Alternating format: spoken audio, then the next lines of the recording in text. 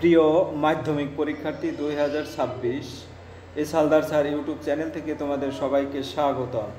আজকে তোমাদের মাধ্যমিক ভৌত বিজ্ঞান 2017 থেকে 2025 পর্যন্ত মাধ্যমিক পরীক্ষায় আসা সকল প্রশ্নের সমাধান নিয়ে যে আলোচনা করব, ভৌত বিজ্ঞান সাজেশন 2026। আজকের সমাধান ভৌত বিজ্ঞান 1 নং প্রশ্নের উত্তর, অর্থাৎ এমসিকিউ 2025, 2024, 2023 এবং 2022 সালে 1 নম্বরের প্রশ্ন। মোট 60টি প্রশ্নর উত্তর নিয়ে আমি আলোচনা করব, অর্থাৎ 60টি এমসিকিউ প্রশ্ন তোমার এই ভিডিওর মাধ্যমে তোমরা দেখতে পাবে, যেটা 2022 থেকে 2025 সালের মাধ্যমিক পরীক্ষায় এসেছে। আর এই প্রশ্ন দেখে তোমরা যদি তোমরা এখন কেবল ক্লাস 10-এ উঠেছো, আজ 3 মাস বেশ কয়েকদিন হয়ে গেল, তোমরা যদি এখন থেকে মাধ্যমিক পরীক্ষার কিভাবে ভালো করা যায় সে অনুসারে যদি পড়ালেখা করো তাহলে, এবং একটু সিস্টেমে পড়ালেখা করো, তাহলে দেখবে তোমাদের প্রিপারেশনটাও খুব সহজ হয়ে যাবে এবং পড়াশোনারও মনোযোগ বেড়ে যাবে। যাই হোক, আজকে আর বেশি কথা বলবো না। তোমরা যারা এখনও আমার এই চ্যানেলটিকে সাবস্ক্রাইব করো না, তারা এখনই চ্যানেলটিকে সাবস্ক্রাইব করে বেল আইকনটি প্রেস করে দাও, যাতে এরকম আরও অনেক ভিডিও তোমরা দেখে মাধ্যমিক পরীক্ষার প্রস্তুতিটা একবার সম্পূর্ণ ভালো একটা প্রস্তুতি নিতে পারো। যাই হোক, তোমরা এখানে দেখতে পাচ্ছ 2025 সালে এই ইমিডিয়েট কিছুদিন আগে যে পরীক্ষাটা হয়ে গেল, তার প্রশ্নটি physical science for regular and external candidate, time 3 hours 15 minutes। এখানে কিছু special credit will be given for answer which are brief and to the point. Mark will be deducted for spelling mistakes and untidiness, অর্থাৎ তোমরা যদি একক না দাও, and bad handwriting, এবং খারাপ, যাতে তোমরা এমনভাবে লিখবে যাতে পড়তেই না পারে। ঠিক আছে, এই হচ্ছে তোমাদের কিছু কনস্ট্রাকশন, যা আমরা দেখাচ্ছি সরাসরি 2025 সনের প্রশ্ন। এই হচ্ছে, আমরা সাথে সাথে উত্তরটাও দেওয়ার চেষ্টা করব। তাপ পরিবাহিতাঙ্ক নির্ভর করে, এই তাপ পরিবাহিতাঙ্ক নির্ভর করে কিসের উপরে?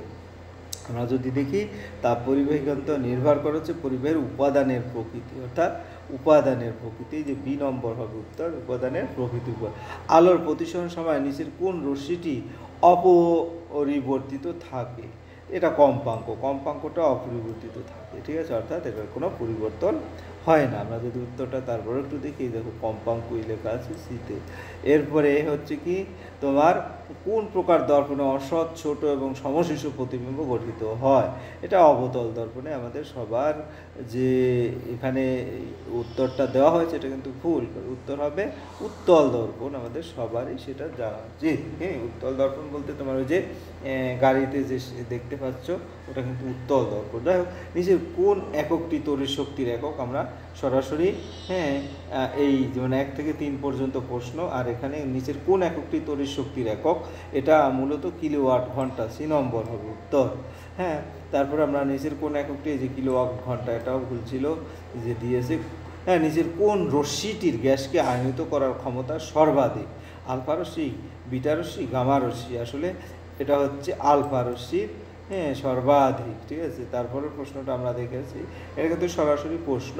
নিজের ফিউজ তারের বৈশিষ্ট্য কি? ফিউজ তারের বৈশিষ্ট্য হচ্ছে তোমার উচ্চ রোধ নিম্ন গলানোঙ্ক, উচ্চ রোধ নিম্ন গলানোঙ্ক, অর্থাৎ এই নম্বরের প্রশ্নের উত্তর হবে, তাই তো। তারপরে আধুনিক দীর্ঘ পর্যায় সারণীতে কয়টি শ্রেণী রয়েছে? এখানে 18টি শ্রেণী রয়েছে, অর্থাৎ তোমরা সবাই 18টি উত্তর দিয়ে দিবে। পিরিয়ডিক টেবিল তোমরা দেখেছো, সেখানে 18টি আছে। ঠিক আছে, এরপরে নিচের কোন যৌগটি সম্পূর্ণ অণু হিসেবে পৃথক অস্তিত্ব নাই? নিচের কোন যৌগটি সম্পূর্ণ অণু হিসেবে পৃথক অস্তিত্ব নাই? এটা হচ্ছে সোডিয়াম ক্লোরাইড। তারপরে নিচের কোন অ্যাসিডটি মৃদু তড়িৎ বিশ্লেষ্য? আসলে এটা অ্যাসিটিক অ্যাসিড, এটাকে কি বলে? Acetic acid. তারপরে লঘু সালফুরিক অ্যাসিড মিশ্রিত পটাশিয়াম ডাইক্রোমেট দ্রবণে হাইড্রোজেন সালফাইড চালনা করলে কি রং উৎপন্ন হয়?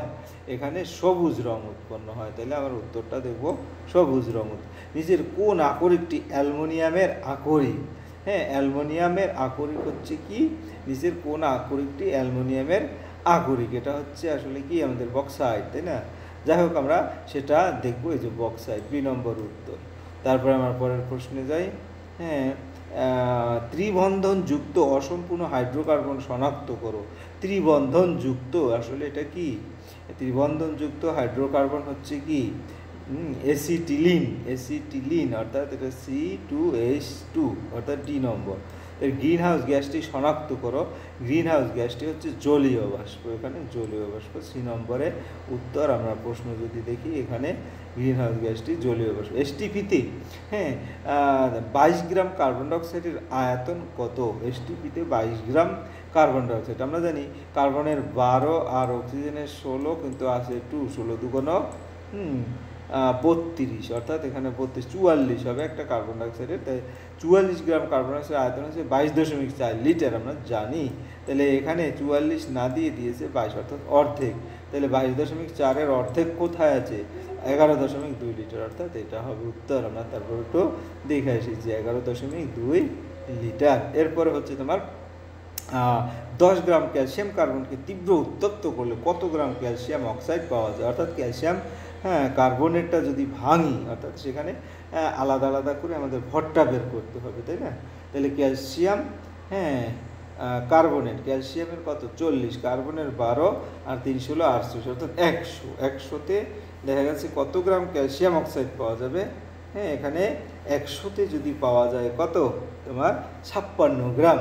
তবে ধরে নাও সকল ক্যালসিয়াম কার্বন সম্পূর্ণ এরকম, ঠিক আছে? তাহলে দেখা যাচ্ছে এটার উত্তর হবে কত? এটার উত্তর হবে 5.6 গ্রাম। কারণ কত? 10 গ্রাম, 100 গ্রাম না, 10 গ্রাম। তো 100-র জন্য যদি 56 গ্রাম হয় তাহলে 10 গ্রামের জন্য বি অর্থাৎ 5.6 গ্রাম। তাপ পরিবাহিতে নির্ভর করে পরিবাহীর উপাদানে বি, যেটা আমরা আগেই দেখেছি। এরপরে আমরা চলে যাচ্ছি মাধ্যমিক পরীক্ষা 2024 সনের প্রশ্ন। মাধ্যমিক পরীক্ষা 2024 সনে বায়োগ্যাসের মূল উপাদান কি? বায়োগ্যাসের মূল উপাদান হচ্ছে তোমরা যদি দেখো মিথেন। মিথেন হচ্ছে বায়োগ্যাসের মূল উপাদান। বাস্তব গ্যাস একটি আদর্শ গ্যাসের ন্যায় আচরণ করে কখন? নিম্নচাপে এবং উচ্চ গলনাঙ্ক অর্থাৎ সি নম্বর উত্তর হবে। আমরা চলে যাচ্ছি পরের প্রশ্ন। এসটিপিতে 44.8 লিটার কার্বন ডাইঅক্সাইডের মোল সংখ্যা কত? এটা হচ্ছে 2, তাই তো? আদর্শ গ্যাসের ক্ষেত্রে আয়তন গুণাঙ্ক, আদর্শ গ্যাসের ক্ষেত্রে আয়তন গুণাঙ্ক কত? আদর্শ গ্যাসের ক্ষেত্রে আয়তন গুণাঙ্ক 1, এটা আমরা মনে রাখবো ভালো করে। যাই হোক, এরপরে 1.4-এর প্রশ্ন হয়ে গেল। 1.5 প্রতিসারাঙ্ক আলোর তরঙ্গ দৈর্ঘ্য সম্পর্ক প্রবেশকারী সমীকরণটা হচ্ছে এই যে ডি, এটা মুখস্থ রাখবে, ঠিক আছে? আমার এখানে হচ্ছে ডি, তাই তো? এরপরে বিবর্ধিত অসৎ বিম্ব গঠিত উত্তল লেন্স দ্বারা, উত্তল দর্পণ না কিন্তু উত্তল লেন্স দ্বারা, অর্থাৎ এটা হবে উত্তর। এরপর আমরা চলে যাচ্ছি 1.7। একটি তারের মধ্যে দিয়ে তড়িৎ প্রবাহিত হচ্ছে, ওই অবস্থায় তারটি টেনের দৈর্ঘ্য বৃদ্ধি করলে তারের মধ্যে দিয়ে তড়িৎ প্রবাহ মাত্রা হ্রাস পাবে। তারপর 5 অ্যাম্পিয়ার তড়িৎ প্রবাহ মাত্রা কোনো পরিবাহীর মধ্যে দিয়ে 30 সেকেন্ড সময় প্রবাহিত হলে মোট প্রবাহিত আধান হবে। অর্থাৎ আমরা জানি কি কিউ সমান আইটি। কিউ হচ্ছে এখানে আধান, কিউ সমান আইটি। আই হচ্ছে এখানে তড়িৎ প্রবাহ, আই মানে 5, আর টি হচ্ছে সময় 30, 5 × 30 অর্থাৎ 150 কুলম, অর্থাৎ এটা অঙ্ক একটা। তারপরে একটা মৌল আছে, এর প্রোটন সংখ্যা 86 এবং ভর সংখ্যা 222। এটা যখন 86 84 হয় এবং এখানে 210 হয়, বিক্রিয়াতে নিশ্চিত আলফা ও বিটা কণার সংখ্যা হবে যথাক্রমে। আমরা যদি উত্তরটা দেখি, আলফা ও বিটা কণার সংখ্যা হবে 3 আলফা 4 বিটা, অর্থাৎ 3 আলফা 4 বিটা, বি নম্বর উত্তর। মৌলের তড়িৎ ঋণাত্মকতার ঊর্ধ্বক্রম অনুসারে সাজালে কোনটি সঠিক হবে তা নির্বাচন করো।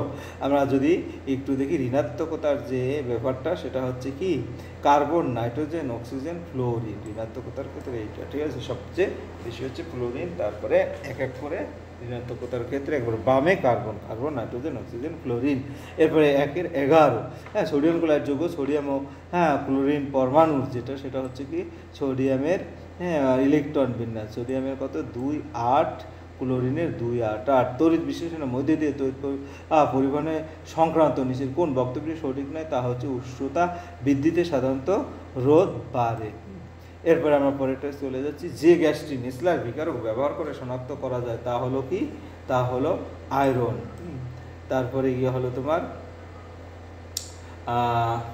কি বলেছে 1.15-তে হ্যাঁ, একের কোনো রাসায়নিক বিক্রিয়া ক্লোরোফর্ম উৎপন্ন হয় তা শনাক্ত করো।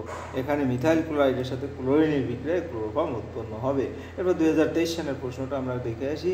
2023 সালের প্রশ্নটায় কি বলেছে, নিচের কোন গ্যাসটি ওজোন স্তরে ওজোন ক্ষয়ে সহায়তা করে? সিএফসি, ক্লোরোফ্লোরোকার্বন যাকে বলে। হ্যাঁ, 4 গ্রাম হাইড্রোজেন গ্যাসের জন্য এসটিপিতে পিভি এর মান কত? পিভি এর মান হচ্ছে 4RT।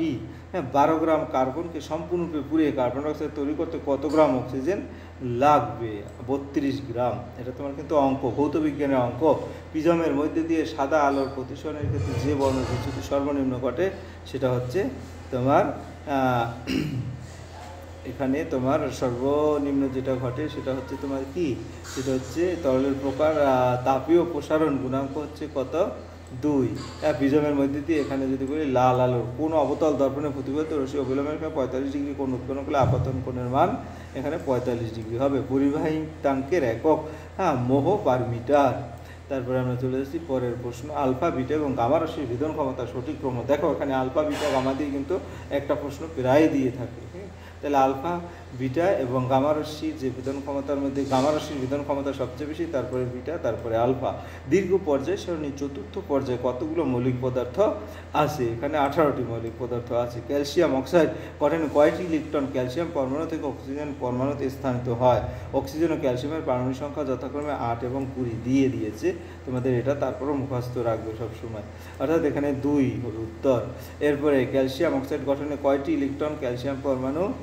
আমরা যদি দেখি সেটা একটু ভালো করে 13, 14।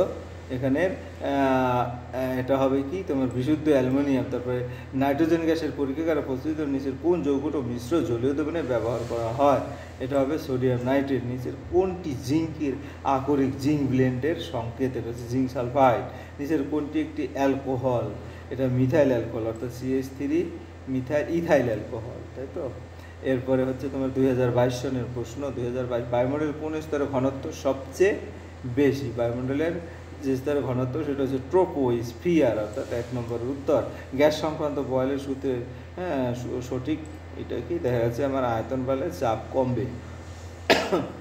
তারপরে গ্যাসীয় পদার্থের আণবিক ভর M এবং বাষ্প ঘনত্ব সম্পর্কটি হলো M=2D, M=2D, অর্থাৎ D নম্বর উত্তর। একটি অবতল দর্পণের বক্রতার ব্যাসার্ধ 20 সেন্টিমিটার, দর্পণের ফোকাস দূরত্ব তার অর্ধেক হবে, অর্থাৎ F=R/2। সেখান থেকে আমরা একটা সূত্র জানা আছে R/2, সেখান থেকে আমরা এখানে 20 অর্ধেক করলে C আসবে উত্তর। তারপরে একটি অবতল দর্পণ বক্রতার মধ্যে এটা তো বলছি দৃশ্যমান আলোর তরঙ্গ দৈর্ঘ্য নিচের কোনটির তরঙ্গ দৈর্ঘ্য বড়? আমরা যদি দেখি তাহলে কি হয়, এটা অবহেলিত রশ্মির তরঙ্গ দৈর্ঘ্য সবচেয়ে অবহেলিত রশ্মি। এরপরে 6 নম্বরে যাই, দন্ত চিকিৎসকগণ ব্যবহার করেন, কি ব্যবহার করেন? অর্থাৎ অবতল দর্পণ। একটি ইলেকট্রনের আধান একটি -1.6 × 10⁻19 কুলম্ব, বি নম্বর উত্তর। এরপরে যদি আমরা চলে যাচ্ছি পরিবাহী রোধ আর এবং পরিবাহী তড়িৎ প্রবাহ টি, পরিবাহী থাকলে পরিবাহিত উৎপন্ন তাপ এই প্রবাহ মাত্রার সাথে সম্পর্ক, অর্থাৎ এই সমানুপাতিক I², তড়িৎ প্রবাহের বর্গের সমানুপাতিক, সি নম্বর উত্তর। এরপর 1-এর 9, 8, 8 হয়ে গেল 9। এই 9 বলছে কি কোনো পরিবাহের মধ্যে দিয়ে 2 মিনিটে 12 কুলম্ব আধান প্রবাহিত হলে তড়িৎ প্রবাহ মাত্রা হবে, তড়িৎ প্রবাহ মাত্রা মানে I সমান Q সমান IT, তাই I সমান Q/T, তাই Q হচ্ছে এখানে 12/2 মিনিট। ঠিক, তাহলে মিনিটকে যদি আমরা সেকেন্ডে নিই, সেকেন্ডে নিলে উত্তর হবে, অর্থাৎ 12কে আমরা 2 মিনিট 120 দ্বারা ভাগ করলে অর্থাৎ সি হবে উত্তর। এই যে উত্তরটা দেওয়া আছে। দীর্ঘ পর্যায় সারণীর শ্রেণীর সংখ্যা, এটা কিন্তু আরও একটা প্রশ্নে এসেছে সি, অর্থাৎ তাহলে তোমরা এরকম কিছু কিছু প্রশ্ন কমন আসে। দীর্ঘ পর্যায় সারণীর শ্রেণী 17 অন্তর্ভুক্ত ক্লোরিন 7 লেখা, আয়োডিন 53, ফ্লোরিন 9 এবং ব্রোমিন 35 জারণ ধর্মের কম সংখ্যা হলো কোনটি? Fluorine, chlorine, bromine, iodine. Fluorine, chlorine, bromine, iodine, এটা আছে কিসে? ডি নম্বরে। তারপরে নিচের কোন আয়নিক যৌগর ক্ষেত্রে কোনো আয়রনের অষ্টক নেই? এটা লিথিয়াম হাইড্রাইড। তারপরে আমরা 13 নম্বরে চলে যাব। 13 নম্বরে নিচের কোন যৌগটি কঠিন অবস্থায় অণু দ্বারা গঠিত নয়? সোডিয়াম ফ্লুরাইড, সোডিয়াম ফ্লুরাইড, অর্থাৎ সি হবে। অ্যাসিটিক অ্যাসিড একটি মৃদ তড়িৎ বিশ্লেষক, কারণ অ্যাসিটিক অ্যাসিড জলীয় দ্রবণে আংশিক বিয়োজিত হয়, অর্থাৎ সি নম্বরের উত্তর হবে। এরপরে হচ্ছে তড়িৎ বিশ্লেষের সময় ডি নম্বর, ক্যাথোডে বিজারণ এবং অ্যানোডে জারণ ঘটে, অর্থাৎ ডি নম্বর হবে উত্তর। এই হচ্ছে তোমাদের টোটাল যে 4টা বছরে যে প্রশ্ন আসছে তার সমাধান আমি এক এক করে আস্তে আস্তে সমস্ত দেখাবো। এখন হবে কি, তোমরা যদি দেখা যাচ্ছে এই চ্যাপ্টারগুলি পড়ো আর এই প্রশ্নগুলি সম্পর্কে আগেই ধারণা থাকে, আর একটা বিষয় তোমাদের হচ্ছে 15টি কিন্তু এমসিকিউ আসবে। কাজেই তোমরা যারা এখন হয়তো ফার্স্ট ইউনিট দিবে, পরে সেকেন্ড ইউনিট দিবে, এভাবে করে করে আস্তে আস্তে মাধ্যমিক পরীক্ষার প্রিপারেশন হয়ে যাবে, আবার ইউনিট পরীক্ষাও তোমাদের এই সমস্ত প্রশ্নে আসার সম্ভাবনা বেশি। যাই হোক, তোমাদের ভিডিওটি যদি একটুও ভালো লাগে থাকে তা অবশ্যই তোমাদের ভিডিওটি লাইক কমেন্ট শেয়ার করতে ভুলো না। আজ এই পর্যন্ত, ধন্যবাদ সবাই।